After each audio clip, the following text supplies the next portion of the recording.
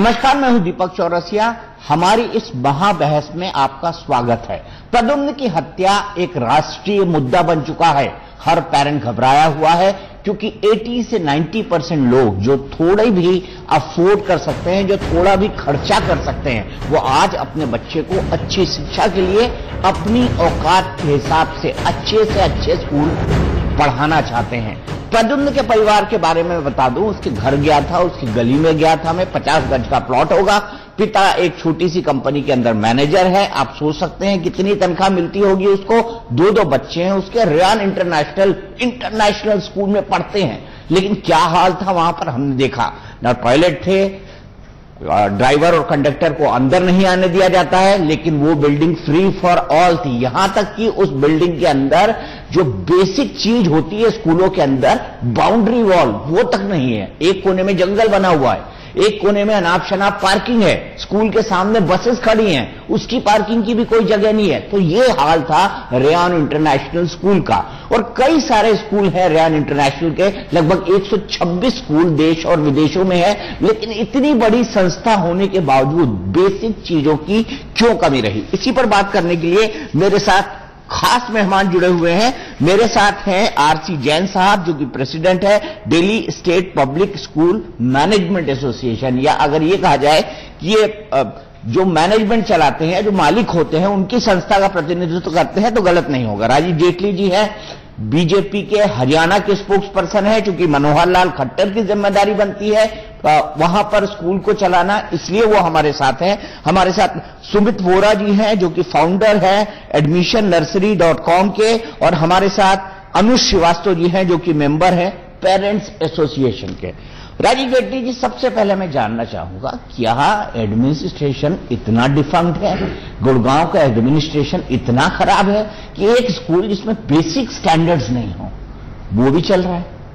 देखिए, पहली बात यह है कि जब आप स्कूल की बात कर रहे हैं और गुड़गांव में जो हादसा हुआ है, जो मर्डर हुआ है, मैं उसे मर्डर कहूंगा, मर्डर का ज्यादा नाम दूंगा, इतना दर्दनाक हादसा जो हुआ है, उसके बाद हादसा नहीं है, इतना दर्दनाक जो मर्डर हुआ है, उसके बाद ऐसी चर्चाएं शुरू हुई है जो मुझे तो क्या सरकार को पहले ध्यान ही नहीं देना? मैं थोड़ा सा, जब आग लग जाएगी तब कुआं खोदने जाएगी। मैं थोड़ा सा इससे अलग हट के बात करना चाहता हूं, क्योंकि ये बहुत सेंसिटिव इशू है। मैं बिल्कुल संवेदना रखता हूं उस परिवार के साथ, और सभी आहत हैं, केवल आंसू नहीं दिखा पा रहे हैं हम। हमें मालूम है कितना दर्द उस परिवार को हुआ होगा। बात यहां पर यह आती है, ठीक है, कहीं पर कोई ढिलाई जरूर बरती गई होगी, इस बात से पीछे नहीं। ढिलाई क्या? आप कह रहे हैं कि आधा गिलास खाली है, आधा भरा हुआ है। मैं कह रहा हूं पूरा गिलास ही खाली है। और वो गिलास क्यों रखा हुआ है मुझे नहीं पता। आप इससे पूरा भी कह सकते हैं। मैं आप ही की बात को आगे बढ़ा, पूरा गिलास खाली, पूरा ही कहता हूं, इसे पूरा ही कहता हूं, क्योंकि एजुकेशन सिस्टम के अंदर किस तरीके से लाइसेंस दिए जाते हैं, किसने लाइसेंस दिए हैं, कितने लाइसेंस दिए हैं, कितने वक्त से ऐसा सिस्टम। सबसे पहले तो बिल्डिंग बनती है, सबसे पहले बिल्डिंग बनती है, और बिल्डिंग में क्या क्या होना चाहिए मैं बता देता हूं। ये बेसिक चीजें हैं किसी भी बिल्डिंग में है। सबसे पहले स्कूल चलाने वाले ट्रस्ट या सोसाइटी का रजिस्ट्रेशन सर्टिफिकेट, कम से कम 30 साल की लीज पर जमीन होने का सर्टिफिकेट, इंफ्रास्ट्रक्चर का ब्यूरो फोटोग्राफ के साथ, fire safety certificate, health and sanitation certificate, safe drinking water certificate, building safety certificate, staff EPF deduction, her school में रैंप्स वाले टॉयलेट होना चाहिए, पर्याप्त फर्नीचर, और हर बच्चे के लिए कम से कम 1 वर्ग मीटर का फ्लोर स्पेस होना चाहिए। विशाखा कमेटी का गठन होना चाहिए। ये स्कूल की गाइडलाइंस है। बिल्कुल। आपके एडमिनिस्ट्रेशन ने उस स्कूल को बिल्डिंग कंप्लीशन सर्टिफिकेट कैसे दिया? और अगर चलो पहले गलती हो गई तो उस गलती को इस सरकार ने क्यों नहीं दुरुस्त? दीपक जी, मैं पूरी बात नहीं कर पाया था। मैंने अभी तक एक भी आपकी ऐसी बात नहीं जिसका विरोध किया हो, मैं उसी को आगे बढ़ा रहा हूं। मैं कोई बात अपनी तरफ से नहीं जोड़ रहा हूं। मैं कहता हूं कि ये अनियमितताएं बरती गई होंगी। अगर ना बरती गई होती, आपने देखा भी पीछे मीनाक्षी नटराजन जी के ऊपर जिस तरीके के केसेस हुए, किस बात को लेकर? इन्हीं बातों को लेकर जो आप अभी पढ़ के बता रहे हैं मुझे। हम केवल ये कहना चाहते हैं कि हां, कहीं पर कुछ अधिकारी जिनकी परंपराएं ऐसी रही होंगी, जैसी परंपराएं मिलती रही हैं उन्हें, और यही स्कूल चलते रहे होंगे। हादसे पहले भी हुए हैं। बात यह नहीं है कि हादसे पहले हुए तो इस हादसे को जस्टिफाई किया जा सकता है। हम कहते हैं पूरी तरह से इन हादसों को रोकना है। और ये जो अनियमितताएं बरती गई हैं, इसमें एजुकेशन मिनिस्टर ने साफ तौर पर बोला कि मैंने खुद देखा वहां पर दीवार नहीं थी, मैंने खुद देखा वहां पर बहुत सारी जगहें खाली पड़ी थी, और मैंने खुद कहा। वो देखने जाएंगे जब घटना हो जाएगी। वही तो मैं कह रहा हूं, आग लगने पे आप कुआं खोद रहे हैं। मैं यही बात आपसे, देखिए, जब हम बात करते हैं इसको collectively, it is not just collectively ये बात कर रहा हूं। आपकी सरकार आई थी हरियाणा में कि हम कुशासन को खत्म करेंगे और एक अच्छा एडमिनिस्ट्रेशन देंगे, ट्रांसपेरेंट गवर्नमेंट देंगे। मुझे बताइए, अगर पुराने सिस्टम की कुछ गलतियां थी तो उनको ठीक क्यों नहीं किया? बिल्कुल और बेसिक चीज के मामले में मैं यही कह रहा हूं आपसे, वही की जा रही है। अगर वो ना की जा रही होती तो आपने पीछे देखा होगा। हमने पहली बार आपने हरियाणा के अंदर देखा कि जो अब गवर्नमेंट एम्प्लॉय आ रहे हैं वो अपनी प्रतिभा के हिसाब से आ रहे हैं। कहां आते थे यहाँ पे भाई भतीजा रिश्तेदार सभी लोग मुद्दा ले। अब बात आपने पॉलिटिकल बातें ना करें। चेकलिस्ट पढ़ के बताई, वो चेकलिस्ट ये निर्धारित करती है कि किन मापदंडों के तहत किसी भी स्कूल को लाइसेंस दिया जाना चाहिए। आपकी चेकलिस्ट ये बात बोल रही है। मैं भी आपकी बात से एग्री करते हुए कह रहा हूं कि जो चेकलिस्ट थी, अगर नहीं, मैं कह रहा हूं कि ये तो स्टेट गवर्नमेंट के सर्टिफिकेट हैं, लाइसेंस तो सीबीएसई ने दिया है। स्टेट गवर्नमेंट ने इतने सर्टिफिकेट कहां से जारी कर दिए? मैं यही कह रहा हूं, चाहे वो स्टेट गवर्नमेंट हो चाहे वो सेंट्रल गवर्नमेंट हो, जब भी ये लाइसेंस दिए, मैं भी पॉलिटिक्स, ये पॉलिटिकल मुद्दा नहीं है, मैं ये नहीं बोलना चाहता किसने दिए होंगे, कब तक दिए जा रहे थे। बात यहां पर है कि एक्सेप्ट करने में आज कोई बुराई नहीं है कि जहां पर कुछ एजुकेशनल ऑफिसर जिन्होंने ढिलाई बरती, इस तरीके के स्कूल उनके समन्वय के साथ चल रहे हैं और उसका खामियाजा बच्चों को भुगतना पड़ता है। छोटी सी बात बताता हूं, जब ये इंसिडेंट हुआ स्कूल का, तब आपने जांच सबसे पहले 3 सदस्यीय किससे कमिट करवाई? District education officer, block education officer, ये आपकी जांच करता थे। आपने खूनी को, माफ करिए मैं खूनी शब्द का इस्तेमाल कर रहा हूं, गलत शब्द है, लेकिन जो आपने कल्पित है, मेरा कातिल ही मेरा मुंसिफ है, क्या मेरे हक में फैसला देगा? मुझे बताइए, आपको ये तर्क मेरे गले उतरते हैं कि नहीं उतरते हैं? सर, ये जो एनओसी एक स्टेट गवर्नमेंट इशू करती है, इसमें कुछ टर्म्स एंड कंडीशंस होते हैं। मैं बता दी पूरी टर्म्स एंड कंडीशंस। किसी भी समय स्टेट जिला प्रशासन इसको जो है वापस ले सकती है। बिल्कुल। लेकिन जिला प्रशासन के पास जब भी हम किसी मुद्दे के लिए जाते हैं तो डिस्ट्रिक्ट मजिस्ट्रेट, चाहे वो गौतम बुद्ध नगर हो, चाहे गाजियाबाद हो, चाहे गुड़गांव हो, चाहे फरीदाबाद हो, डिस्ट्रिक्ट एडमिनिस्ट्रेशन बोलता है ये प्राइवेट अनएडेड स्कूल है, तो हम इसमें जो है इंटरफेयर नहीं कर सकते। लेकिन ये गलत है, और कल के तारीख पे कोई अगर हादसा होगा तो इस तरह के इंसिडेंट जो है पेरेंट्स सफर करेंगे। तो इसलिए मैं चाहता हूं कि पेरेंट्स को एक भागीदारी बनाना चाहिए। जो भी इंस्पेक्शन हो, स्कूल तो बोलेगा मैं बहुत बढ़िया एजुकेशन दे रहा हूं, और पेरेंट्स, जैसा कि हम बात ही कर रहे थे कि पेरेंट्स बहुत डरे हुए लोग होते हैं क्योंकि उनका बच्चा पढ़ रहा होता है। टीचर्स के पास बहुत सारे पावर्स होते हैं, सीबीएसई में अपेयर कर रहा हो, 9वीं कक्षा में हो। नहीं, समीर जी ने बताया ना, किस स्कूल का केस बताया आपने जहां पे आपने पिटिशन डाली फैसिलिटी, और अभी हमने देखा प्रेसिडियम स्कूल पर हमने कैंपेन चलाई। बिल्कुल। और उसमें क्या होता है कि जैसे आप प्रिंसिपल से भी, जब हम लोग भी बात करते हैं, हम पेरेंट्स एसोसिएशन है, हम इस मुद्दे में सामने इसलिए नहीं आए कि हमको कुछ और हम अपने बच्चों के कंसर्न के लिए आए हैं। और हम देखते हैं कि बच्चों के लिए जब हम जाते हैं प्रिंसिपल के पास, किसी भी प्रिंसिपल का नाम, वो हमसे पूछती है अच्छा आपके बच्चे का नाम क्या है? तो ये एक धमकी नहीं हुई तो क्या हुआ? वो बच्चे का नाम क्या है, कौन सी क्लास में पढ़ता है? अब यहां पर स्कूल के एडमिनिस्ट्रेशन को रिप्रेजेंट कर रहे हैं जैन साहब। जैन साहब, मुझे ये बताइए कि जब भी कोई पेरेंट और टीचर की बॉडी बनती है तो सबसे पहले एडमिनिस्ट्रेशन, स्कूल का एडमिनिस्ट्रेशन चाहता है खाना पूरी होकर खत्म हो जाए। ये मैं बता रहा हूं, हर स्कूल का एडमिनिस्ट्रेशन चाहता है, क्योंकि हर केस में लूप होल है। लगभग अधिकतम मेजॉरिटी के स्कूल ऐसे होंगे, मैं सभी नहीं कह रहा हूं कि हर होंगे, लेकिन मेजॉरिटी के स्कूल ऐसे होंगे जहां पे स्कूल का मैनेजमेंट बेसिक चीजों का वायलेशन कर रहा है। आप मुझे बताइए क्यों दबाव बनाते हैं ये, जो कि हम सरकारी स्कूल नहीं, हम प्राइवेट स्कूल है, हम रूल्स एंड रेगुलेशंस नहीं मानेंगे, और कुछ लोग तो ऑनर समझते हैं इसको अपना। देखिए दीपक जी, पहली बात तो ये है कि जो ये घटना घटी है, जो ये हत्या हुई है, इसके लिए हमें बहुत दुख है। और आज हम जितने भी स्कूल में शिक्षा जगत से जुड़े हुए लोग हैं, तो कहीं ना कहीं अपने आप को हम अपराधी महसूस करते हैं। और हमें लगता है कि बहुत बड़ा प्रसन्न चीज आज हमारे ऊपर खड़ा हो गया कि जो पेरेंट्स जब अपने ऑफिस चला जाता है तो अपने बच्चे को हमारे ऊपर जिस विश्वास के साथ छोड़ के जाता था, वो विश्वास टूटा है। उससे हम निश्चित रूप से बहुत ज्यादा दुखी हैं। और जहां तक बात ये रही है कि कहीं ना कहीं इसमें, क्योंकि जब अभी मान्यता की बात होती है, सीबीएसई से एफिलिएशन की बात होती है, उस समय सारे नॉर्म्स पूरे करने के बाद ही एफिलिएशन दी जाती है। पर चूंकि एक लंबे अंतराल के बाद उसमें यूज टू होने के कारण जो कमियां रह जाती हैं, इसके लिए मैंने पिछले चैनल पे भी एक बात की थी। पहले तो मैं आपके माध्यम से एक बात कहना चाहूंगा कि मुझे सुप्रीम कोर्ट ने जिस प्रकार से संवेदनशीलता का परिचय देते हुए खुद सुओ मोटो लेकर के, जिसको मैंने 2 दिन पहले एक चैनल के माध्यम से खाया था, आप भी कह रहे हैं आग लगने पे कुआं खोदो, और साथ ही प्रधानमंत्री भी इसके ऊपर जो नजर रखे हुए हैं, उसके लिए मैं दोनों का बहुत शुक्रिया हूं। अब से इससे कम से कम आप भी यहाँ राजनीति कर रहे हैं। दूसरी बात, आप पहले शुक्रिया बोल रहे हैं। दूसरी बात, जहां तक आपके स्कूल की बात है, एक लंबे अंतराल के बाद ये इस प्रकार की जो घटना घटी है, मैं पीटीए में जो पीटीए है बहुत इफेक्टिव रोल अदा कर सकती है, पर पीटीए के लोग जैसे अभी सर ने ये बात कही कि जब वो हमारे बच्चे का नाम पूछते हैं हम डर जाते हैं, तो इन्हें ऐसा नहीं करना चाहिए, क्योंकि पीटीए बहुत बड़ा रोल अदा करती है, बहुत बड़ा उसका अहम रोल होता है अगर वो अपने अधिकार को समझे तो। पीटीए के पास सर, पीटीए के पास कोई पावर्स नहीं है। पहली बात तो पेरेंट टीचर एसोसिएशन फॉर्म ही नहीं हो रखा। आप मेरे को एक रिपोर्ट दिखा दीजिए सीबीएसई के कि कितने पेरेंट टीचर एसोसिएशन फॉर्म हो रखे। एक स्कूल मैनेजमेंट कमेटी जरूर है, बट आप मेरे को दिल्ली के लिस्ट दिखा दीजिए या यूपी के लिस्ट दिखा दीजिए। आप दो चीजों को इकट्ठा ना मिक्स करें, बात को समझे। स्कूल मैनेजमेंट कमेटी जो होती है उसमें तो फीस या जो करिकुलम एक्टिविटीज तय होती है, और पीटीए बनाना कंपल्सरी है। पेरेंट टीचर एसोसिएशन के मैं पेरेंट टीचर एसोसिएशन का मेंबर नहीं हूं। हाँ, हम लोग आप जिस स्कूल में, मैं नाम नहीं पूछता, वहां पर पेरेंट टीचर एसोसिएशन है? नहीं है। बताइए अब आप। ये सर ऐसा मैंने एक बात कही है, जब ये कंपल्सरी है और सीबीएसई सर ये देखिए प्राइमरी स्कूल से लेकर के सीबीएसई तक के स्कूल में जब कंपल्सरी है और वहां फॉर्मेशन है, और ये चीज अलग हो सकती है कि मैनेजमेंट उसमें अपने लोगों को बैठा करके अपनी मंशा पूरी कर ले, वो एक अलग चीज हो सकती है। बाकी पीटीए का बहुत बड़ा अहम रोल होता है। मैं भी कहीं दादा हूं, कहीं मैं भी फादर हूं, मेरे भी बच्चे पढ़ते हैं, और मैं भी एक स्कूल में पीटीए का मेंबर था।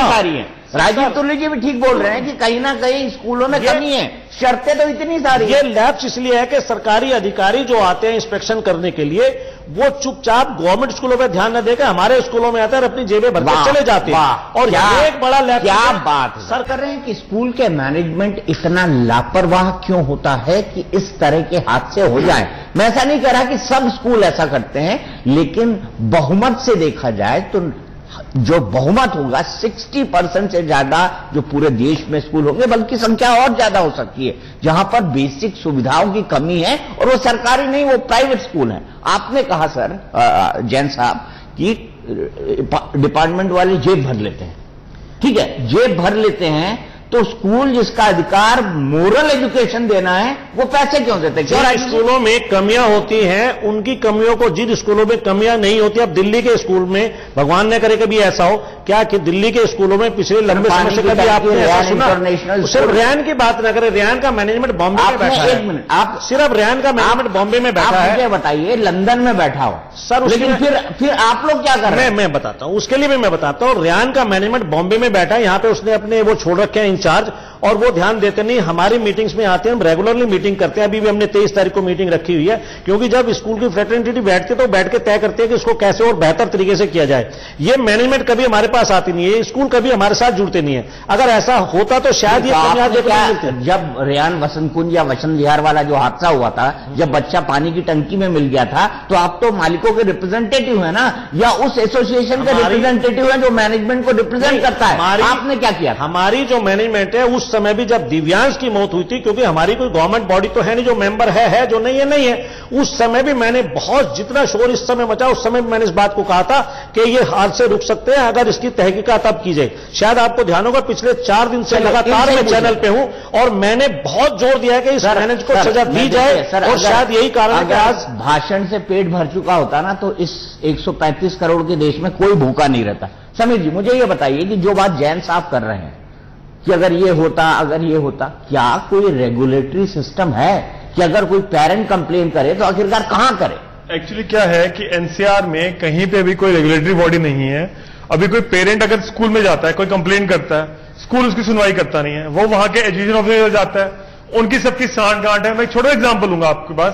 अभी कुछ दिन पहले एनसीआर में ही एक बहुत बड़े जो स्कूल है, वो स्कूल बस जा रही थी, बस में आग लग गई, सारे बच्चे बैठे होते, ड्राइवर वहां से भाग गया, और जो है कोई बाइक स्टैंडर जो जा रहा था उससे वहां के दरवाजे खोला, बच्चे सारे बाहर आए। तो एजुकेशन ऑफिसर को जो एक किसी अपने रिपोर्टर ने फोन किया, बोला कि आग लगी, आपने उनके अगेंस्ट केस नहीं किया? कहता मैंने तो अभी आपकी जो है न्यूज में ही पढ़ा है, आपने बताया, अभी तो मुझे किसी से कंप्लेंट तो आई नहीं, और मैं देखूंगी कि स्कूल जाए कुछ होगा तो मैं कंप्लेंट फाइल करूंगी।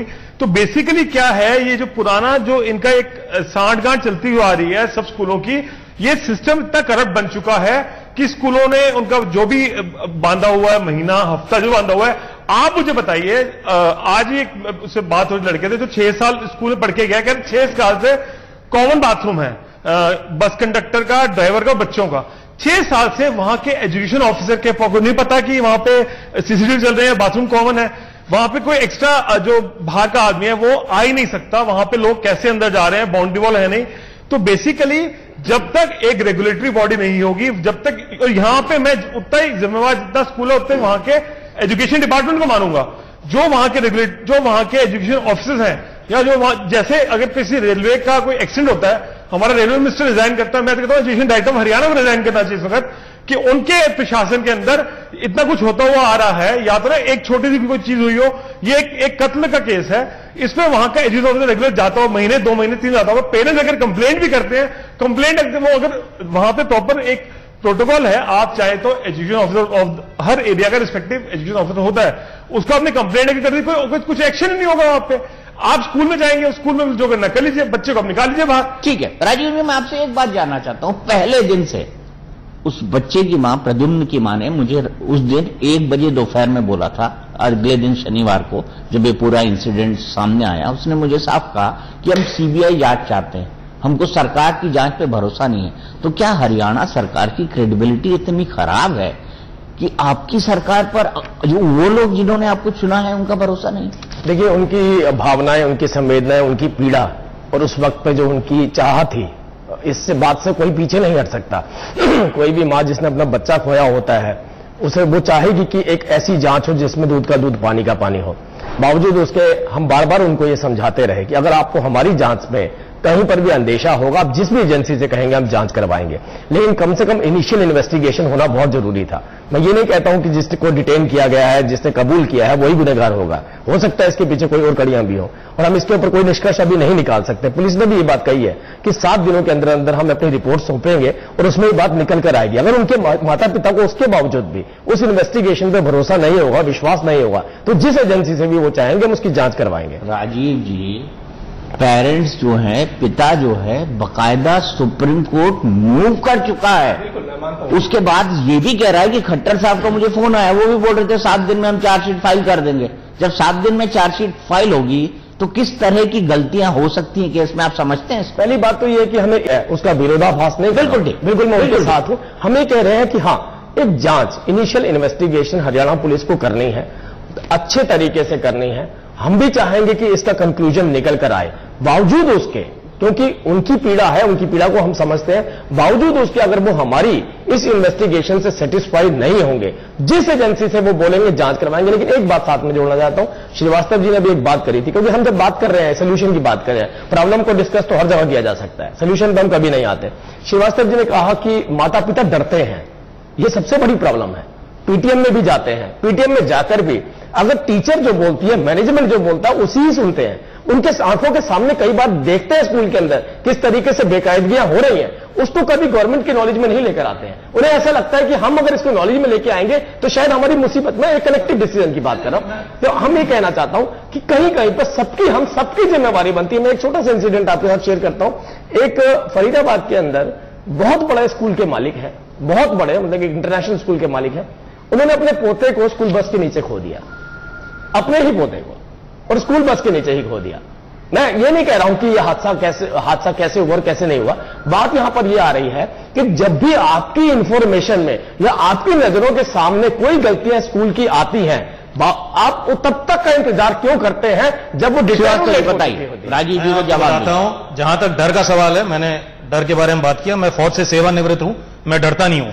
पहली बात, मैं कभी मैं उसके बारे में नहीं बात कर रहा हूं। बट आपको, जैसा कि इन्होंने बताया कि एक पेरेंट की साइकी समझनी होगी कि वो पेरेंट की अपनी साइकी क्या होती है। अगर आपका बच्चा कहीं है तो सबसे पहले आपका ये आइडिया ये रहता है कि इसको हम प्रोटेक्ट करें, है ना, इसको हम प्रोटेक्ट करें। आपको मैं जिला प्रशासन के बारे में बताता हूं। ये प्रेसिडियम का जो भी इंसिडेंट बता रहे हैं, या जो स्कूल फीस के मुद्दे के ऊपर जो है चल रहा है, पिछले 6 महीने से चल रहा है। हम जिला प्रशासन से कई बार जो है मिलकर आ चुके हैं। जेडी की चिट्ठी है, जो जेडी होता है, ज्वाइंट डायरेक्टर एजुकेशन होता है, जो कमिश्नर के साथ बैठता है, उसकी चिट्ठी है कि एनुअल चार्जेस नहीं लिए जाएंगे। प्रेसिडेंट में मुद्दा क्या है, यही तो है, एनुअल चार्जेस नहीं लिए जाएंगे। पेरेंट्स ने एनुअल चार्जेस रोक रखे हैं। एनुअल चार्जेस का क्वांटम भी बता देता हूं, 10,000 रुपए सालाना, यानी कि 800 रुपए, जिससे ज्यादा उन्होंने हाइक कर दिया है, उसको रोक रखा है हमने, क्योंकि जेडी की चिट्ठी है, एक चिट्ठी है बकायदा, उसके ऊपर कोई स्टे नहीं है। उसको हम लोग इंप्लीमेंट कर ले। जैसा जिला प्रशासन से अभी मैं डिस्ट्रिक्ट मजिस्ट्रेट जाके मिला था परसों, बोलते जी ये तो स्कूल और आपके बीच का मामला है, ये तो कॉन्ट्रैक्ट है आप लोग। हमने कहा भाई जिला प्रशासन आपको क्या कर रहा है, आपने मंगवाया था उस समय, आपने मिनट्स इशू कर रखे हैं बकायदा कि बच्चों को पीड़ित नहीं किया जाएगा। बच्चों को क्लास में बुला के बुली किया जाता है हेडमास्टर और प्रिंसिपल के द्वारा। ये कौन सा नियम और कानून होता है? हमने उसके बाद प्रिंसिपल को प्रोटेस्ट किया। बताइए जैन सर। देखिए, मतलब फीस के लिए आप बच्चों को बीच में ला रहे हैं। एक बता दूं, मैं बेसिक मैनेजमेंट को रिप्रेजेंट करता हूं, पर मैंने दिल्ली में एक मुहिम चलाई थी जिसके बाद हाई कोर्ट ने जस्टिस अनिल देव सिंह कमेटी बनाई और यह तय किया गया कि किस स्कूल की कितनी फीस होनी चाहिए। हम बड़े संतुष्ट थे और एक लंबी लड़ाई लड़ने के बाद दिल्ली के स्कूलों को मैंने फीस के हिसाब से उनकी 5 कैटेगरी नहीं, अब तो आप स्कूल के मैनेजमेंट की बात करें, मैं मैनेजमेंट की तरफ से बात करूं, स्कूल के मैनेजमेंट के मैं उसी की तरफ से बात कर रहा हूं।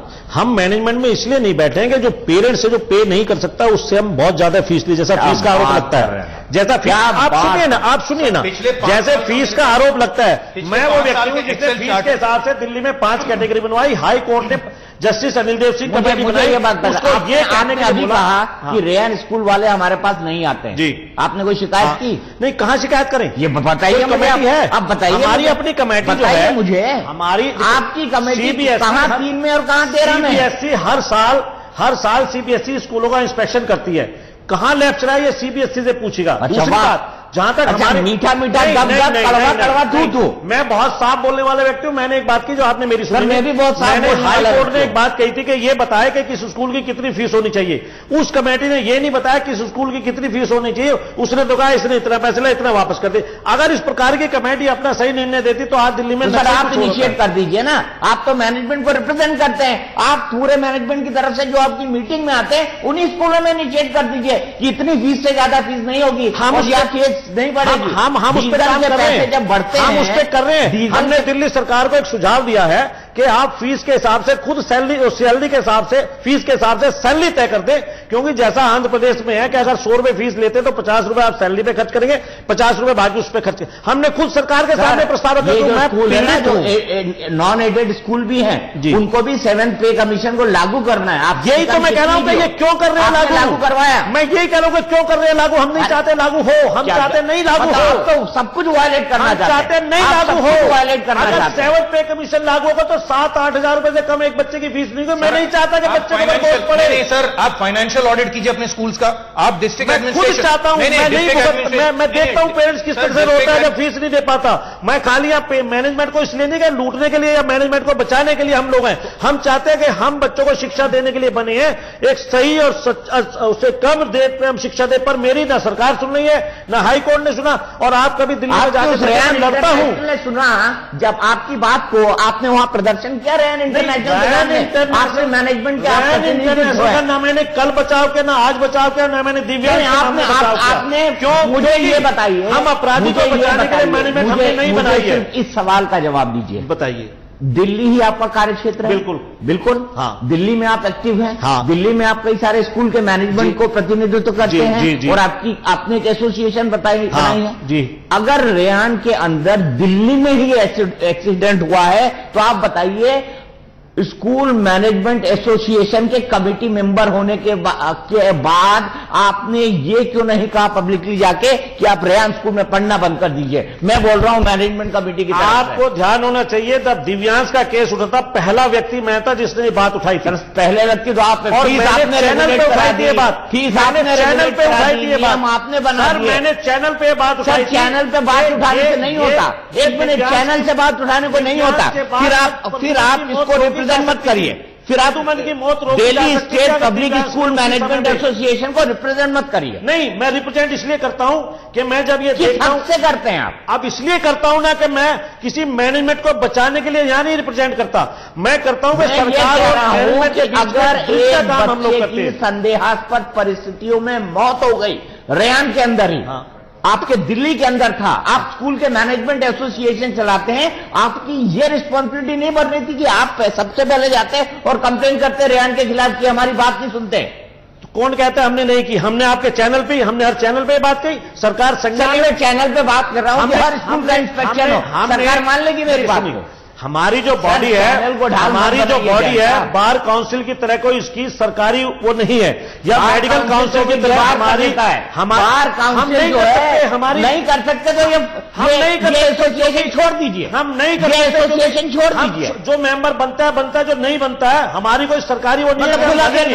देखिए, मोहल्ला सुधार समिति बनती है, कार्टेलाइजेशन है और कुछ नहीं है, आरडब्ल्यूए बनती है, कार्टेलाइजेशन है, सारे मेंबर हो, इकट्ठा आरडब्ल्यूए बनती है, जरूरी है उसके आप भी मेंबर हो, सभी मेंबर हो, पर आरडब्ल्यूए अपने अच्छे काम करने तो बंद नहीं करती ना, या बंद कर देती है? सुमित जी जवाब दीजिए, अब मैं तर्क से विहीन हो गया। ऐसा है कि आप ईडब्ल्यूएस एडमिशंस के अगेंस्ट है, आप बोलते हैं उनका भार आप बाकियों को बेटा फीस बढ़ेगी, ठीक है ना, आप उसके अगेंस्ट है। बाकी जो सारी मैनेजमेंट कमेटी है मिलके ये जो भी एपिसोड हुआ, आपको मैं बताता हूं, रायन स्कूल की आपने बात रही थी, आज के दिन में पेरेंट्स गए उस स्कूल के बाहर, वसंत स्कूल के बाहर, एफआईआर लॉन्च करा के आए हैं, एफआईआर पुलिस ने कंप्लेंट किया उन्होंने कि जो बच्चा डूबा था उसको तो एक्शन लिया गया। बताइए कितनी पुरानी बात है, 1 साल हो गया, अभी तक सुप्रीम कोर्ट वो धक्का खाना चला, हाई कोर्ट में परसों मेरे साथ थे दिव्यांश के फादर।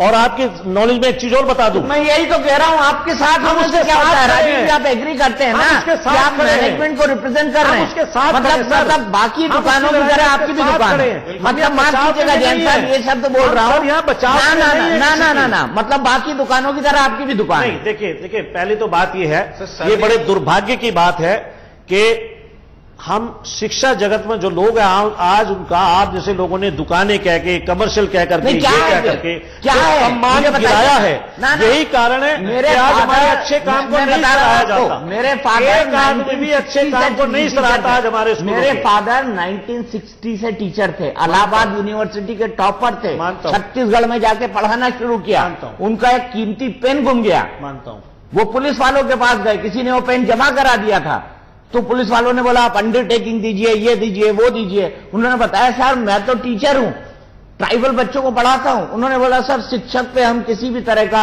लांछन नहीं लगाना चाहते, लेकिन दुकानें तो आप लोगों ने खोली। आपका मीडिया क्यों कटघरे में खड़ा करता है, सबको एक बराबर आप मानते हैं, ये मैं मीडिया के माध्यम से आपसे पूछना चाहता हूं। मीडिया नहीं खड़ा, आज नहीं तो एक मिनट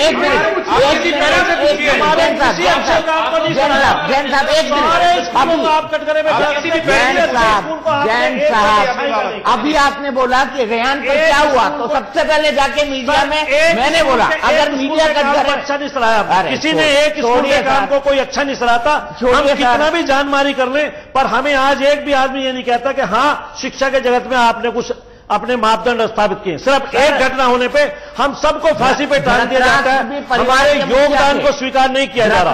और जिस दिन ये का चीरहरण होता रहा, वो आंखें बंद किए भगवान, जिस दिन ये स्कूल क्षेत्र हट जाएंगे, बच्चों को शिक्षा बड़ी भारी पड़ जाएगी। हमारे योगदान को भी सराहो, हमें सजा मत दो, हमारे योगदान को सराहो कि हम आपके बच्चों को शिक्षा मुहैया करा रहे हैं जो सरकार नहीं दे पा रही। हमने ऐसी ऐसी जगह स्कूल बनाए हैं जहां गवर्नमेंट स्कूल नहीं बना पाई,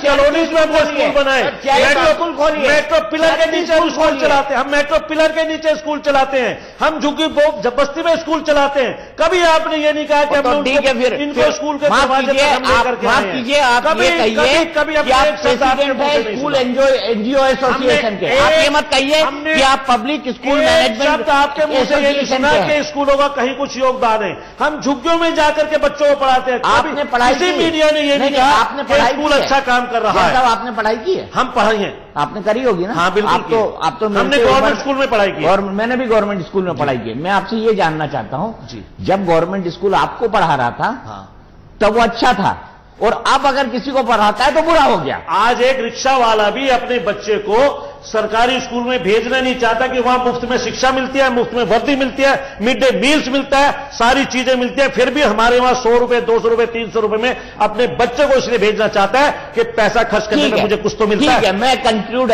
इस तरह से इस डिबेट को करूंगा। राजीव जी से मैंने थोड़े सबसे कठिन सवाल पूछे। मैं यहां यह कहना चाहता हूं कि सबकी रिस्पॉन्सिबिलिटी बनती है, सरकार भी बनती है, इस तरह की मैनेजमेंट कमिटीज की, मैनेजमेंट एसोसिएशन की ज्यादा बनती है, क्योंकि ये मालिकों का प्रतिनिधित्व करते हैं। और अगर आपके पास अधिकार नहीं है, अगर आप गलत होते देख रहे हैं और फिर भी अपनी आंखें बंद कर रहे हैं, तो अगला नंबर आपका होगा। हमारी महाबहस में आज के लिए इतना है।